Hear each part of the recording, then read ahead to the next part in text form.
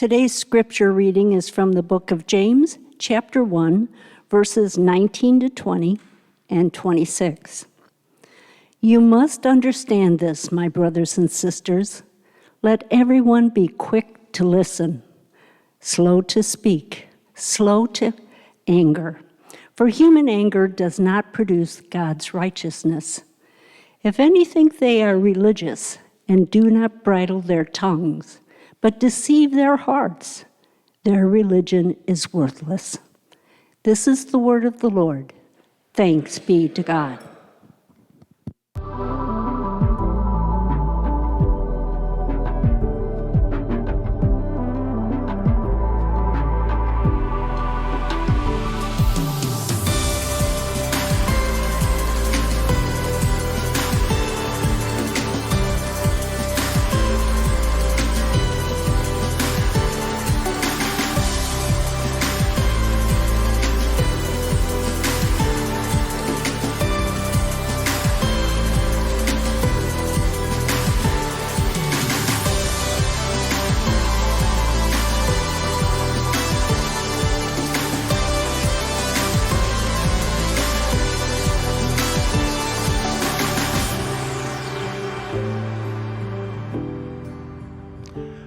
Good morning, church.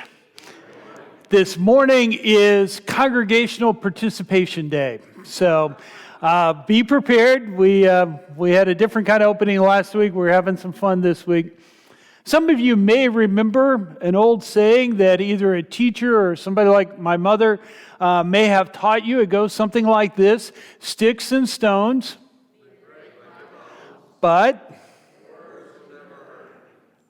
Yeah, wrong. Words do hurt. And sometimes very deeply, and we cut people and hurt people with the words that we use. Sometimes intentionally, sometimes unintentionally. James sees the power in words. In fact, 20% of the book of James is dedicated to talking about how the Christian community is supposed to live together with one another because words are so powerful. And so he gives us this practical wisdom about how we're to go about using our words for the building up of the body. The memory verse, if you want to use it for this morning, and you can take with you as you go, and something is one of those scriptures that is really easy to memorize. Let everyone be quick to listen, slow to speak, slow to anger. My father-in-law was a person who was an old teacher and football coach, and he used to use the saying, "You've been given 2 ears and 1 mouth, and use them proportionally." One of the challenges for somebody in my kind of position is that it's often easy for us to run our mouths a little too much, but I work really, really hard at trying to listen to you. I love having conversations, and I love meeting with groups, and I'm working really hard to try to get into all of the groups I can in order to hear what it is you want to do and to be as a church. It's powerful for us to listen to each other. And when we do that, we can begin to live into some other rules of life that we're used to. Many of you will know and be able to recite for me a saying that comes from Jesus that we know today is the Golden Rule. What is the Golden Rule? All right, do unto others as... Which sounds really good in a culture that was used to radical justice, that was an eye for an eye and a tooth for a tooth. Do unto others as you would like them to do unto you was a huge leap forward when Jesus was giving it. Today in leadership, we're actually being taught the next level. We're inviting you as a congregation to move to what we call the Platinum Rule. So does anybody not on staff or on the leadership team know what the Platinum Rule is? I see we read our newsletters really well. The Platinum Rule is do unto others as they would like it done to them. One of the things we understand is that each of us are wired differently by God. And if we're communicating correctly, instead of what we do most of the time, and I'm guilty of it as a pastor and as leading a congregation, that we speak out of that which we know and we are comfortable with. But if I really want to reach you and communicate with you, I need to know what you want and how you want to be communicated with. I know on Sunday morning there are a whole lot of you out there who come in here with an engineering or a legal mindset and you want detailed argument, give me facts and figures and put it right down. And I also know there are others of you who are coming in here and you're coming from a very emotional place and you want moving stories like I told last week. And all of us bring something different to the table, and we're going to learn how to do this as a leadership team and as a staff team as we're putting ourselves together. But it is so important that we understand that we have to communicate in multiple different ways. You know this intuitively. There are some of you that if I want to communicate with you, I need to give you a phone call. If I want to communicate with one of my kids, I text them. Some of you, it's okay to send you an email. Others of you still want paper. Yes, they still make paper. It's important that we communicate with people how they want to be communicated. And then James, in verse 26, launches into the most important part. If any think they are religious, but do not bridle their tongues, they deceive their hearts. And the religion is worthless. In other words, if we're a people of faith, it is so important that we communicate clearly, correctly, but also lovingly with the people around us. We live in a world where people hurt other people with their language. Sometimes we do that on a personal level when we say hateful things or we say things that tear somebody else down. Sometimes we do that systemically where people are tearing at groups or individuals. I can remember listening to people who were trying to make humor out of the stuff that they do. Oh, I'm just kidding. No, you're not. You said something hurtful and you intended it to hurt and it landed. I had to learn that instead of being polite and listening to the folks around me who were making jokes that were inappropriate, that sometimes I had to speak up and not participate silently in what they were doing. Sometimes our silence can be just as ugly as the things we say. One of the things that I deal with as a pastor is that there's a whole generation dealing with what in the scripture we call the passing of the blessing. That one generation is supposed to pass a blessing on to the next generation. And you can read it for yourself in the Old Testament about how messed up families get when that blessing isn't given or it isn't passed on correctly. And I deal with adult children today who are messed up because they didn't get that blessing from a parent or a grandparent or a teacher or somebody in their life. And there's this pain and this hurt because this blessing has been withheld. You know, the person who was doing it probably thought, well, they know, they see my actions, that sometimes we need to hear it.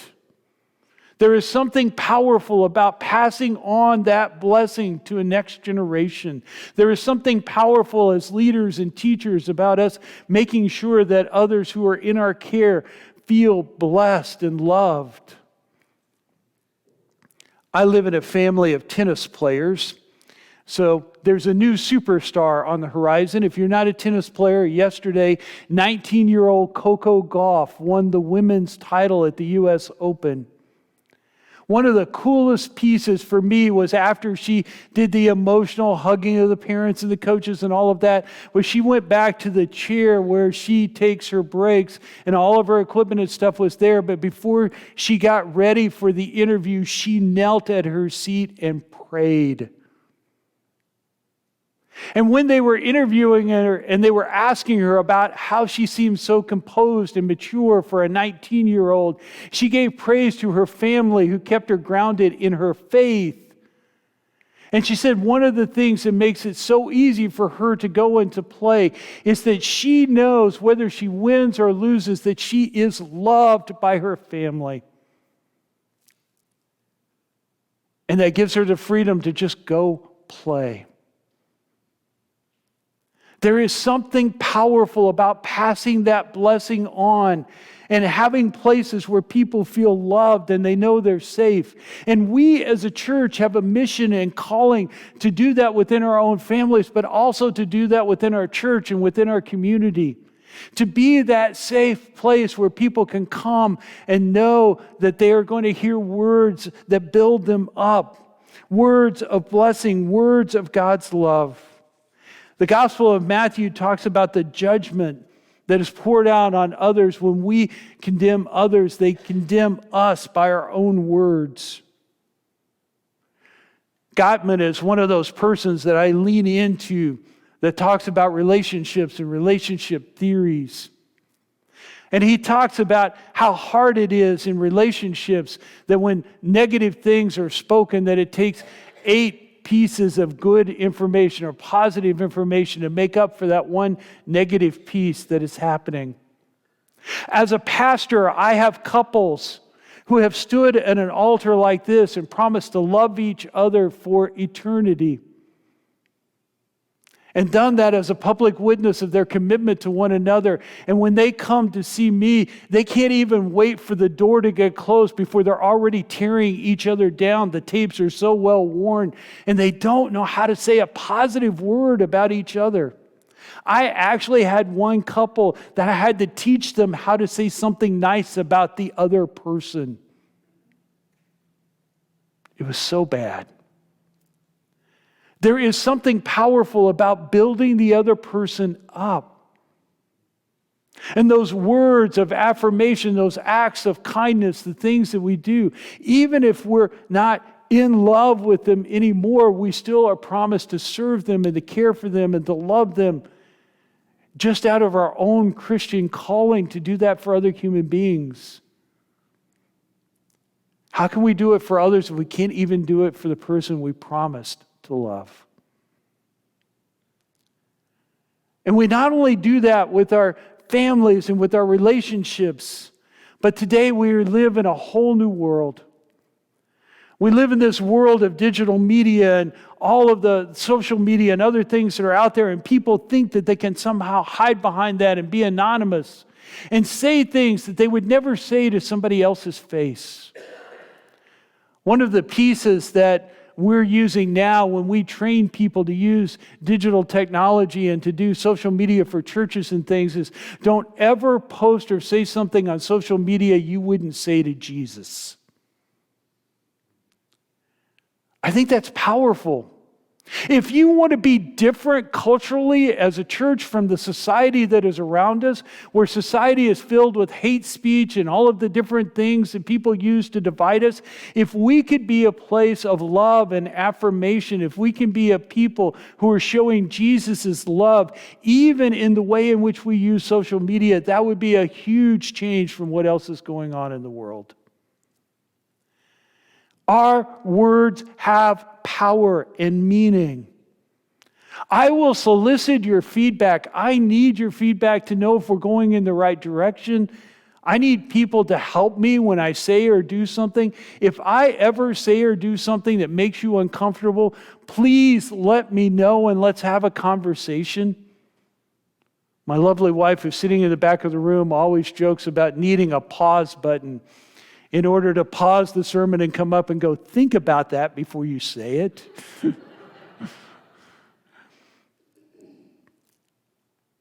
But please, my door is always open. I want to hear from you. I want to have conversations. The thing I won't do, and I've learned, and it's been a hard lesson to learn over the years, is I'm not going to listen to anonymous feedback. If you can't put your name on it, if we can't have a conversation, you're no different than somebody hiding behind Twitter. We need to be able to sit and have conversations and to share our hearts and to understand what it is the other person's thinking. So please, I value feedback. We need to have that. Because what James also tells me in chapter 3 is that those of us who are teachers are going to be held to a much higher standard. And it is scary and difficult to see that, but it's important for us to understand. And this is an unsolicited commercial, but we need leaders and teachers to step up. We need good people to be doing these things. And it is really hard. I didn't say this in first service, wish I would have. Man, pray for the teachers and administrators and people who are working with our kids in public school because they get bashed on all sides. We need to be the opposite. We need to be building them up. People who are willing to give of their time and energy to teach and to lead. It is so important. And we need pastors. There are churches who want a pastor, but there's nobody who feels that calling and are willing to do it because it is a hard thing. The scripture I introduced a few weeks ago that we're going to live into as a church is let no evil talk come out of your mouths, but only what is useful for the building up of the body. We are going to be known as a church that builds one another up. I hope you've noticed in the staff hires that we've had this summer that we may have interviewed people who had more technical skill, or we may have interviewed people who were more serious about their theology or biblical knowledge, but I will let you know that Kyle and Grace both bring to the table a heart for people and about building people up and about building teams of people. That it's not about us, but it's about how can we build a community that builds one another up. I love going to the co-ops and seeing you leaning into each other and sharing. I love seeing groups of people working together. That only happens when we're building one another up in love. And again, it makes us so different than other organizations around us. It's my observation and Gottman's observation that one of the things we're dealing with today is that people are so demoralized. All we hear is the negative and the hate and the hard stuff coming at us. And so it is so important that in leadership, we build one another up and we create a culture that does that and doesn't tolerate the other. And just like we dealt with in the Ted Lasso series, James is calling us to say it. We need to say it. You need to hear from us what we see in you, the gifts we see, the love, the passion. And we need to be good about sharing that with one another.